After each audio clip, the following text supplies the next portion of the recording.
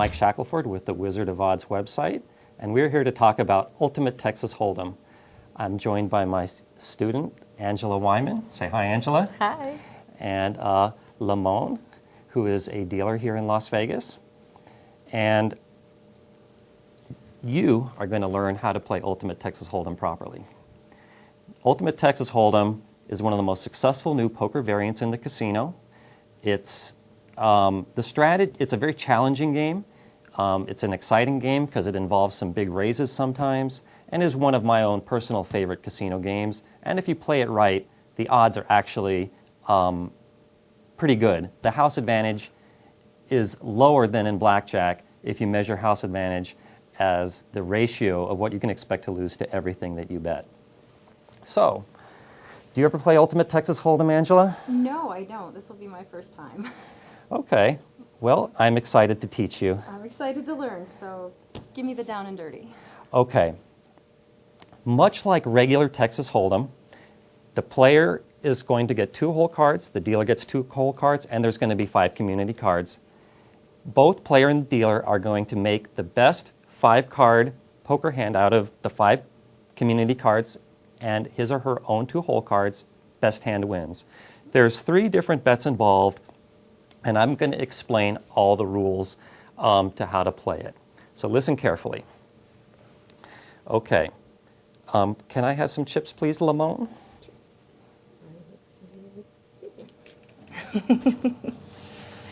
Okay, let's give some to Angela. I like this game already. All right. You start by making 2 equal bets on the ante and the blind. A word of explanation. We're playing this on a table for a different game called Heads Up Hold'em.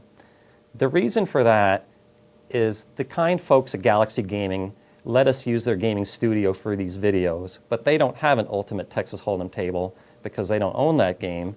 But they do own a very similar game called Heads Up Hold'em, which I'll talk a little bit about at the end. But the game can be played just fine on this table. So Angela and I have both made our bets on the ante and the blind. Now Lamone is going to give us each 2 hole cards, herself 2 hole cards, and 5 community cards face down. Can we look at our hold card? Yes, we may. In fact, let's just turn them over. All right. Okay.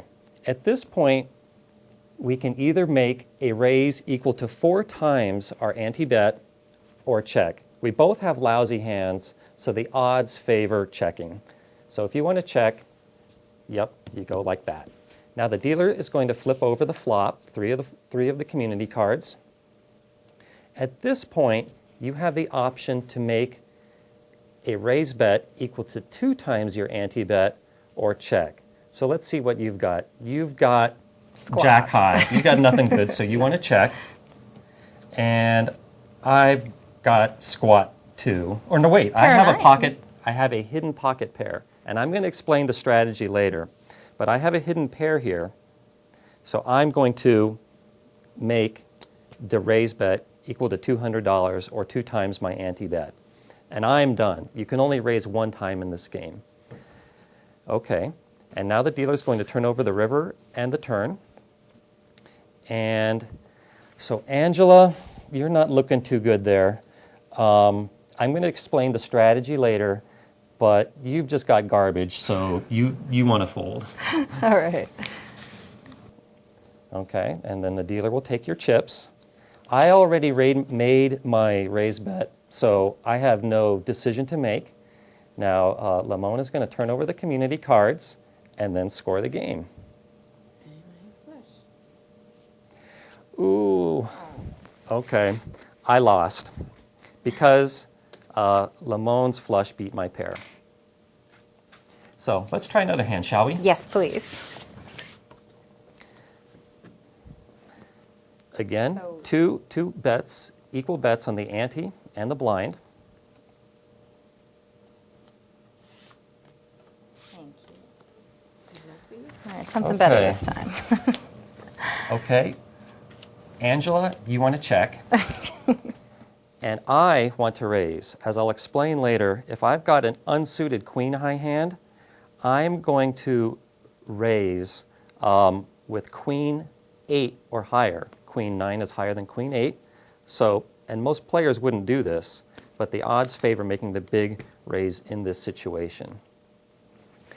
Okay, the dealer turns over the flop. Angela, you've got squat again, so you want to check. Okay, the turn in the river. Angela, I'll explain the strategy later, but All right. take it on faith for now. You want to fold. All right, I trust you. Okay, I've got the big raise down. It's me against Lamone. And I've got a 3 of a kind here, so I'm looking pretty good. Yes.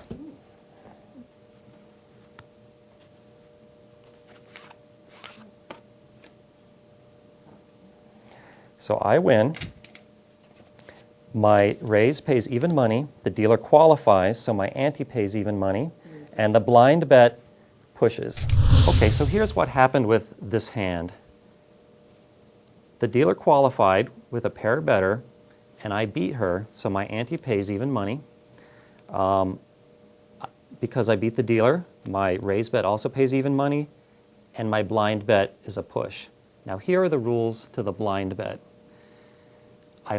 For the blind bet to win, again, I must beat the dealer, and it usually is just a push. If I have a 3 of a kind or less, then the blind bet pushes. If I have a straight, the blind bet pays even money. A flush pays 3 to 2.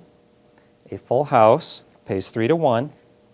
A 4 of a kind pays 10 to 1. A straight flush pays 50 to 1.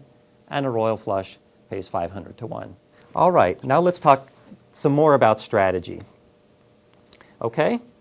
So, there's 3 decision points in this game. The big raise before the flop, the medium raise right after the flop, and then the small raise after the river. Now, the strategy is a little bit complicated, so hold on to your hats. Optimal strategy is really, really complicated, which I'm not going to get into. I'm going to present to you a simplified strategy to this game that I created myself that's almost as good as the optimal strategy. Now, I am going to present to you the optimal strategy for the first decision point on the big raise because there's only 169 possible combinations. Only 169. To people like me, that's not that many. It's true. Okay, so if you have a pair, you're going to make the big raise if the pair is 3s or greater. If you have an ace high, you make the big raise no matter what the other card is. If you have a unsuited king high, you're going to make the big raise if you've got king 5 higher or better. If you have a suited king high, then you're going to make the big raise no matter what. If you've got a queen high, you're going to make the big raise if you've got an unsuited queen 8 or higher. If you have a suited queen high, you're going to make the big raise if you've got a suited queen 6 or better. If you've got a jack high, you're going to make the big raise if you've got an unsuited jack 10 or a suited jack 8 or better. That's all there is to it. All Did right. you get that, Angela? I probably need a cheat sheet, but let's play a few hands and maybe you'll help me out. Well, fortunately, everything I say is all on my website, wizardofodds.com. I don't expect everyone to memorize that. Next, let's talk about when to make the medium raise, okay? All right. There's 3 situations where you should, according to my simple strategy. Number 1, if between those 5 cards there's a 2 pair or better. Number 2, you have a hidden pair. That means that the pair is composed of 1 card in your hole cards and 1 card in the flop. Do not make the medium raise if you have pocket deuces. Finally, number 3, make the medium raise if you have 4 to a flush, including a 10 or higher to that 4 to a flush in your hole cards. Got it? Just 3 things you need to remember. I can remember those three. Okay, and if you forget, again, it's all on my website. Finally, let's talk about the small raise. There are just two situations where you should make that small raise. Number one is if, again, you have a hidden pair. Number two, we're going to go by what I call my 21 outs rule. In baseball, you get 3 outs. In Ultimate Texas Hold'em, you get 21 outs. And 21 is an easy number to remember when it comes to gambling. Now let me explain how to count your outs in Ultimate Texas Hold'em. Okay, here is a common situation that illustrates the 21 outs rule. Angela, you haven't raised yet. Your choice is either to fold or make the small raise. What we're going to do is we're going to count the number of dealer cards that are going to beat you. There are 3 kings left that will pair up the dealer that'll beat you, 3 nines, 3 eights, 3 fives, and 3 fours. 3 times 5 is 15. There's already 15 outs that'll beat you. Also, if the dealer has an ace in the hole, that's going to beat you as well. There are 4 aces left in the deck, so there are a total of 19 outs that are going to beat you. My 21 outs rule says that if 21 or more outs beat you, then you fold. In this case, you've only got 19 outs. You haven't struck out yet. Therefore, make that raise bet. And at this time, you can only make it for 1 time the ante. Okay? Let's see what happens. Looks like the dealer doesn't qualify. So go ahead and adjudicate that. The ante pushes. Mm-hmm. You win, and then push. Very good. So again, the ante bet pushed because the dealer did not have at least a pair, and the raise bet paid even money, and the blind bet pushed because Angela did not have at least a straight. Okay. Now, another thing I should say is before I said I called this my 21 outs rule, I have to give proper credit to James Grosjean, who created an even more powerful strategy than what I'm trying to explain, which I highly recommend. And his strategy covers this 21 outs rule as well. So as far as I know, he was the first one to think about it. So give credit where credit is due. Again, all these strategies are on my website. Let's talk a little bit about the odds of the game. Under optimal strategy, which probably nobody on earth knows, the house advantage is 2.19%. Now, what do I mean by the house advantage, you might ask? The house advantage is the ratio of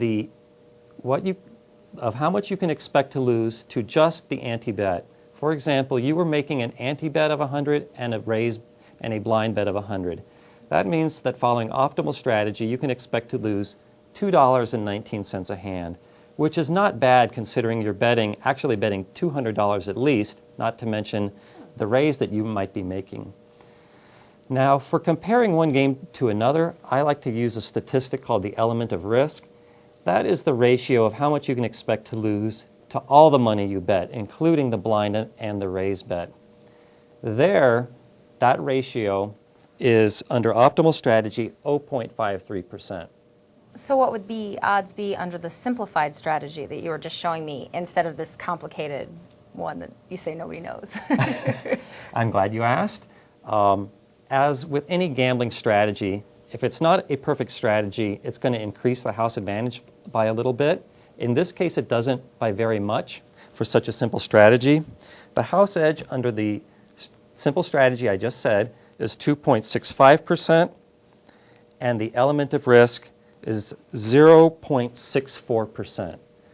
So compared to other games, that is a very good value. 0.64%, that's less than 1% of all the money you can expect to bet is going to go to the dealer over the long run. That's a lower house advantage than, the lower element of risk than many common games like Baccarat and Blackjack under typical blackjack rules. I'm wondering, are there any side bets associated with this game? Yes, of course. All new Always. games have at least one side bet, and Ultimate Texas Hold'em is no exception. The one side bet you always see is called the trips bet.